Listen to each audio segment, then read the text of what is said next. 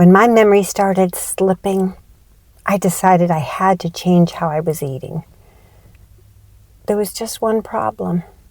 I didn't know how to cook.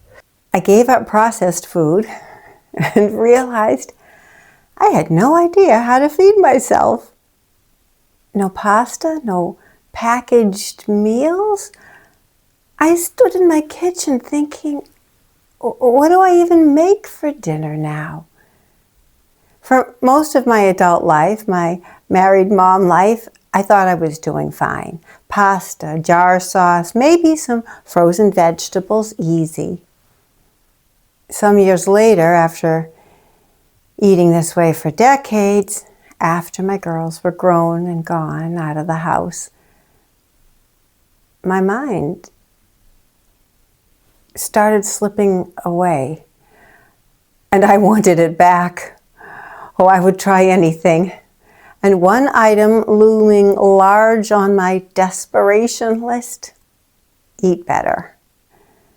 I began to research and soon decided my best bet was keto, was to go low carb. I looked around my kitchen and thought with very real panic, without carbs, what is left? No pasta, no rice, no meals with packaged directions. I stood there thinking, what do I even make for dinner now? Just the pre-cooked chicken strips? Brown the hamburger? And then what?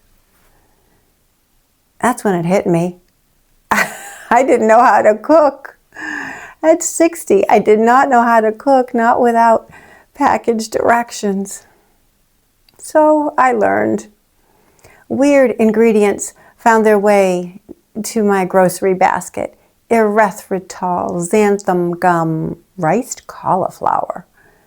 And I tried to recreate favorite foods, this time from keto recipes instead of packaged directions.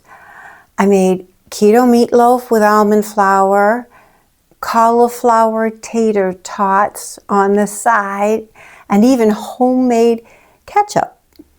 It was fine. It was also kind of a lot of work. I tested keto recipes for chicken pot pie. I remember proudly serving a scoop only to have my daughter tell me straight, "Mom, this is terrible." She wasn't wrong. Since then, I have found an excellent recipe, but that's beside the point. The truth is, I was trying. I knew low carb was a must, so no Oreos, check. And I knew to avoid ultra-processed food, so no Doritos, check. And I kept hearing real food, so no ring dings, check. But then I'd look at what I was actually eating and think, wait, aren't those weird keto ingredients like xanthan gum processed?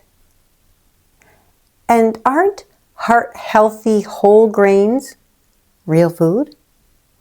My gray matter was lost in the gray area. Like, okay, pasta is a no, but why? Because wheat?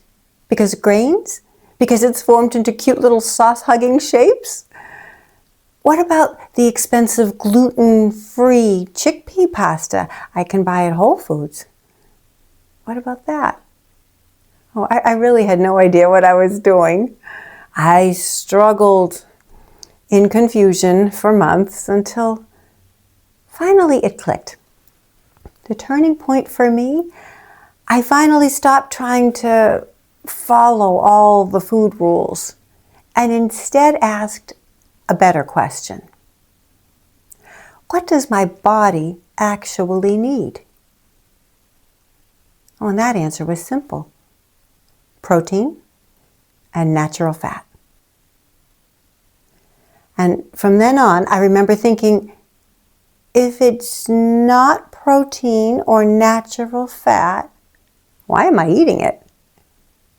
Is it nutrition? Or is it just a high effort treat? That changed everything. Because once I understood that, I stopped trying to recreate my old meals and set out to find new ones.